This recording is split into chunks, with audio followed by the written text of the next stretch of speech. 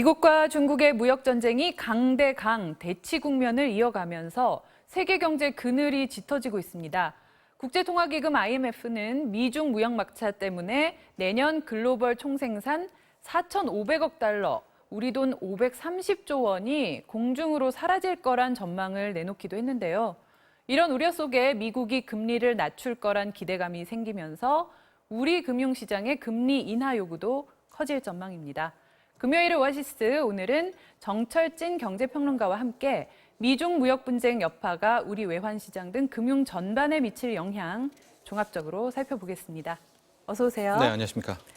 자, 이 최근 잠시 주춤하기는 한데 지난달만 해도 이 원달러 환율 1,200원 위로 올라가는 거 아니냐 이런 우려가 아주 팽배했는데 네, 그렇습니다. 이게 우리 경제에서는 특히 환율 급등이 상당히 심각하게 받아들여지지 않습니까? 그렇죠. 정말 최근 한 달 넘게 외환시장은 요동을 쳤고요. 더 중요한 게 정말 급하게 원달러 환율이 올랐거든요. 네. 상승을 했는. 그러니까 원화 약세가 나왔는데 그 명확한 이유가 파악되지 않아서 더 큰 우려가 커졌습니다. 뭐 차트를 좀 보면은 실질적으로 4월 중순까지만 해도 원달러 환율이 1,130원대였었는데요. 네네. 이게 불과 한 달도 안 돼서 1,193원, 1,194원대까지 갔으니까 예. 원화가 한 달 만에 거의 한 4.5% 약해졌다라는. 그러니까 그렇게 환율 상승폭이 컸었는데요. 위기가 아니고선 그러니까 뚜렷한 위기가 네. 아닌 시점에서 이렇게 한 달도 안 돼서 환율이 거의 4%, 5% 가까이 급등한 경우가 거의 이례적이었었거든요. 네. 물론 여기 이유에 대해서는 뭐 여러 가지 분석들이 나왔었는데 뭐 배당금 송금 수요 때문에 여러 가지 있는데 그 어떤 이유로도 실질적으로 4월에서 5월에 펼쳐졌었던 이 환율 급등은 설명이 되지 않았었습니다. 그래서 실은 우려가 더 커졌었고 최근 한 일주일 정도는 조금 잠잠해졌다 뭐 이런 네. 평가도 나오지만 그래도 오늘 아직 1,180원대입니다. 이건 아직까지는 높은 수치고요. 완벽하게 1,160원대 밑으로까지 떨어지지 않는 이상 언제든 다시 튀어오를 가능성이 있거든요. 기술적 분석으로 좀 걱정이 되는 그런 사안입니다. 네. 그 지난 4월 경상수지가 이 7년 만에 적자로 돌아섰다 네. 이런 내용이 나왔는데 이게 그 최근 환율 단기간 급등의 어떤 한 원인이 됐던 건 아닐까요? 그렇죠. 우리가 이제 보통 이런 얘기 많이 하잖아요. 시장은 똑똑하다. 시장은 모든 걸 다 알고 있다. 네. 또 시장은 선반영한다. 이제 이런 표현들을 많이 쓰는데 실질적으로 바로 그 대목. 경상수지 적자가 83개월 만에 거의 7년 만에 적자가 이번에 나오지 않았습니까? 네. 6억 6천만 달러. 그러니까 시장은 어쩌면 이 수치를 미리 알고 이 원화 약세를 선반영한 것이 아니냐라는 이제 분석도 나오는 이제 그런 상황인데 네. 물론 한국은행 같은 경우에는 이제 4월이 이례적이었다. 워낙 외국인 배당 송금이 많아서 5월부터는 경상수지가 다시 흑자로 돌아설 것이다라고 얘기는 하고 있지만 경상수지 적자라는 것은요. 우리가 이제 달러를 잘 못 벌어들인다. 그러니까 오히려 달러의 유입보단 유출이 많다라는 이제 그런 해석이 가능하지 않습니까? 예. 그렇기 때문에 아마도 이제 이런 대목들이 그간 환율 급등의 한 원인이 아닐까 이렇게 보고 있고 제가 지금 걱정하는 것은 이제 경상수지라는 것이 크게 한 뭐 세 부분, 네 부분이지만 세 부분으로 나눠져 있는 게 네. 우리가 상품을 주고받는 상품 수지, 우리 수출이라고 하죠. 네네. 또 여행도 왔다 갔다 하고 뭐 의료도 왔다 갔다 하는 서비스 수지라는 게 있고 이제 돈이 왔다 갔다 하는 이제 소득 수지 뭐 보는 소득 수지라고도 표현하고 있는데 네네.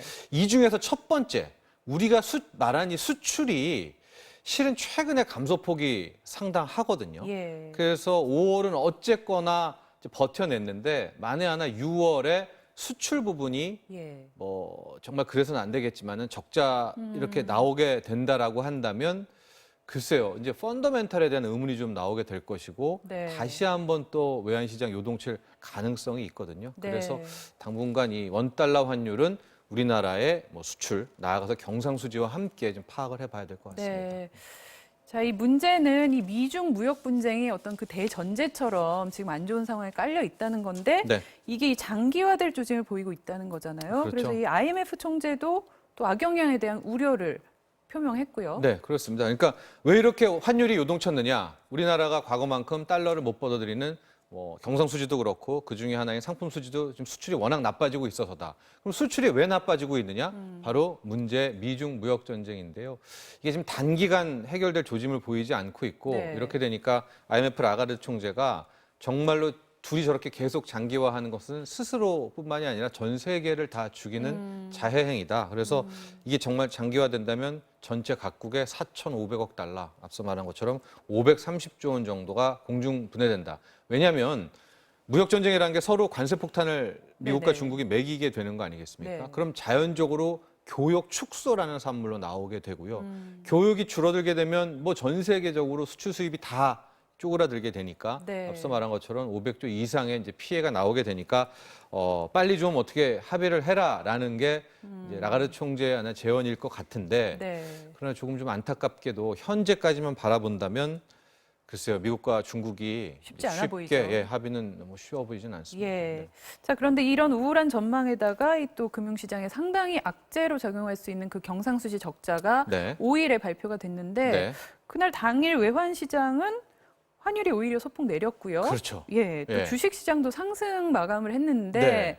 이거는 그 미국에서 들려온 금리 인하 소식, 맞습니다. 예. 금리 인하에 대한 기대감 예, 때문이죠. 그래요. 그러니까 시청자 여러분들이 굉장히 복잡하고 지금 챙겨야 될 게 네. 시시각각으로 나오고 있어요. 그러니까 그 다음에 우리가 알아야 될 이슈는 뭐냐? 지금 미국에서 무슨 카드를 꺼내 들고 있냐면 미국의 중앙은행이 연방준비제도 이사회인데 미국 연준이 실은 연초에 이런 얘기를 했어요. 올 한해는 금리를 올리지 않겠다. 금리 동결을 하겠다. 네. 왜냐하면 뭐 미중 무역 전쟁도 있고 경기가 회복된 줄 알았는데 그만큼 경기 회복이 더디다라고 해서 이제 예. 동결 얘기를 했는데 지금 나오는 얘기는요. 미국 연준이 동결에서 그치는 것이 아니라 금리를 아예 내릴 수가 있다라는 예. 미국의 기준금리 인하 재료가 나온 겁니다. 근데 그게 우리가 굉장히 힘들 때 이 이슈가 나왔거든요. 네. 그렇게 되니까 미국이 금리를 내린다라는 것은 이제 달러의 가치를 좀 떨어뜨리는 이제 달러의 약세를 유도한다는 측면이 있습니다. 그래서 실은 그날 굉장히 높이 올랐던 원달러 환율도 조금은 이제 안정세를 보였고 네. 어마어마한 좀 악재가 있을 줄 알았는데 주식시장도 좀 버티면서 일단 단기 반등이 나오게 됐었는데 네. 그래서 지금 뭐 오늘도 그렇고요. 전 세계가 지금 미국이 기준금리를 언제 인하한다는 그렇죠. 거야. 거기 여기에 지금 관심의 초점이죠. 굉장히 초점이 좀 맞춰지고 있는 겁니다. 네. 언제쯤이라는 얘기가 지금 들리고 있습니까? 제가 뭐 지난주에 봤을 때는 11월 설이 굉장히 많았었고요. 예. 이제 11월에는 FOMC 회의가 없고 10월에 있기 때문에 10월에 대한 이야기가 굉장히 많았는데 네.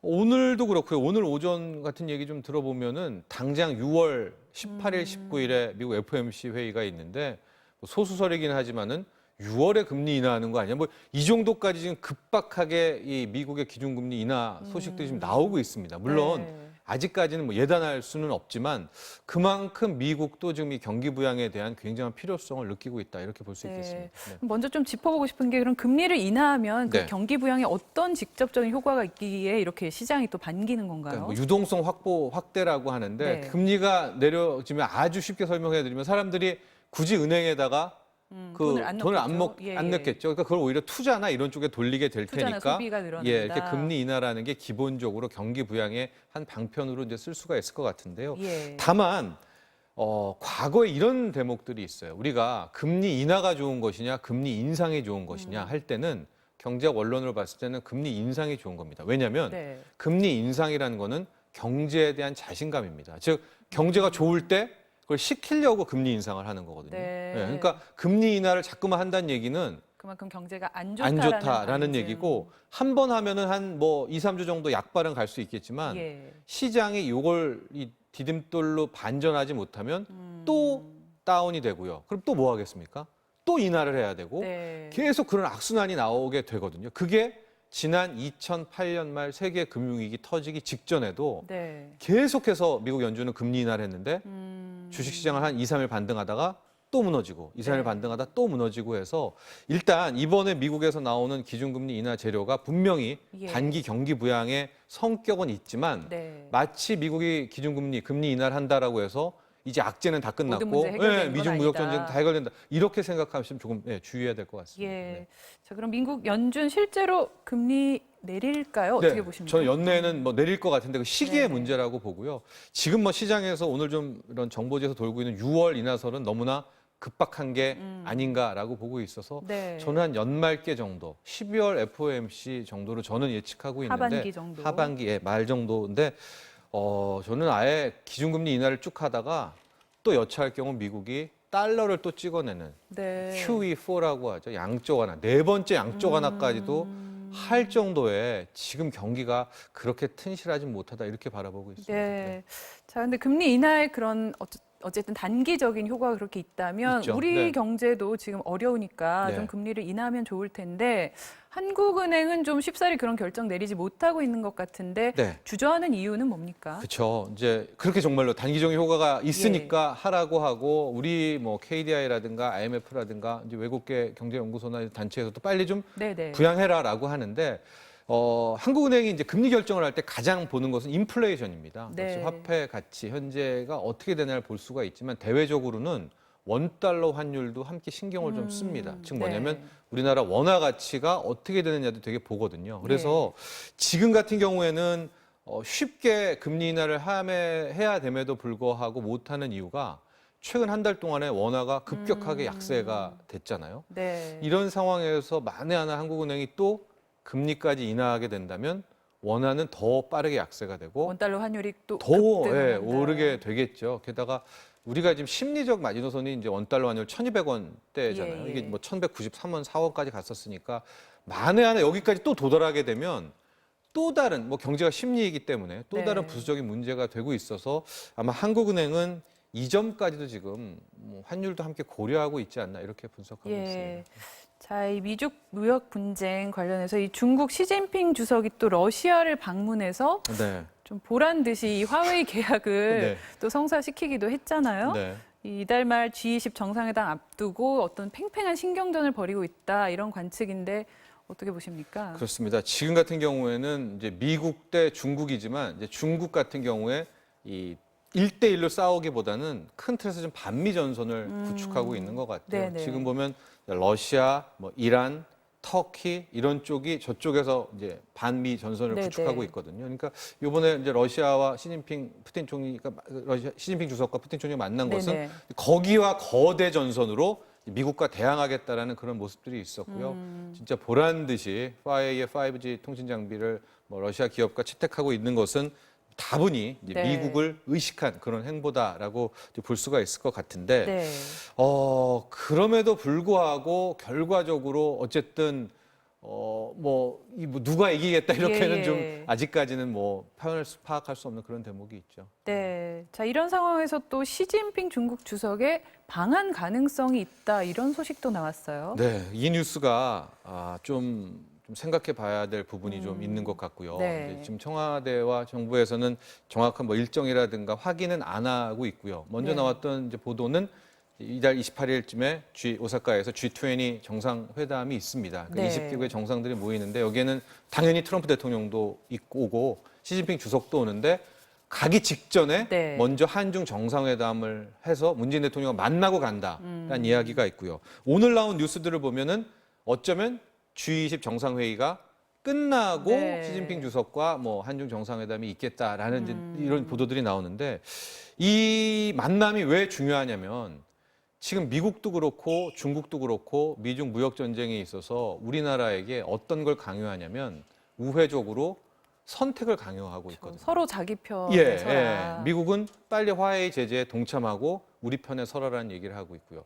중국 같은 경우에는 더 적극적으로 우리와 함께 교류를 하자라고 예. 얘기하고 있고. 그래서 이제 만에 하나 이 G20 후에 시진핑 주석과 한중 정상회담 문재인 대통령이 만난다면 상대적으로 부담을 덜 할 수가 있거든요. 왜냐하면 네. 그럴 땐 이미 미중 무역 협상이 어떻게 될지 알고 나서니까. 근데 그 직전에 오히려 이렇게 만남을 갖게 네. 된다면 상당히 좀 부담이 되고 왜냐하면 이제 트럼프 대통령과 미국의 눈치도 함께 봐야 되는 부분이 있거든요. 네. 그래서 그 일정 조율이 어떻게 될지 모르겠지만 좀 확인을 해봐야 될 것 같아요. 이제 다만 네. 아직까지 G20 전에 한중 정상회담이 있는지 후에 있는지는 확인되지는 않고 있습니다. 네, 뭐 위기가 기회다 이런 말도 있긴 하지만 우리로서는 입지가 점점 좁아지는 느낌도 사실 상당히 큰데요. 네. 이 정부 또 우리 기업들 어떤 방향으로 좀 선택을 하는 것이 현명하겠습니까? 현재 뭐 정부도 그렇고 기업들도 가장 바라는 희망 사항은 정말 이제 이달 말에 있는 G20, G20 정상회의에서 미중이 어느 정도 합의를 하게 되면 그 전까지는 우리는 그냥 가만히 있다가 네. 합의와 함께 다시 미국과 중국과 모두 교역을 하는 이제 희망적인 시나리오를 생각을 하고 있는데 만에 하나의 변수도 분명히 생각을 해야 될 것 네네. 같습니다. 또 하나 이 교착 국면이 이어지게 된다면 당장 뭐 7월 초부터는 미국도 그렇고 중국도 그렇고 선택을 더 강하게 강요를 예. 하라고 요구를 할 거거든요. 예. 거기에 대한 대비는 분명히 해야 될 것 같고요. 뭐 단기적으로는 만약에 우리가 미국을 선택한다면 중국과 연관이 크기 때문에 충격도 클 것 같고, 그러나 중장기적으로 보면 지금 우리와 중국 산업이 굉장히 붙어 있거든요. 경쟁이 겹치는 있어서 부분이 많죠. 만에 하나 중국이 낙오가 된다면 또 우리가 중장기적으로는 뭐 수혜를 받을 수도 있는 이런 두 가지 측면이 있기 때문에 저는 뭐 우리 정부가 이렇게 어떻게 합의되겠지라는 낙관보다는 네네. 정말 최후의 선택을 한다면 어떻게 해야 될 것인가에 대한 고민도 지금 좀 준비를 하고 있어야 된다고 보고 있습니다. 네. 자, 금요일의 오아시스 오늘은 정철진 경제평론가와 함께했습니다. 오늘 말씀 고맙습니다.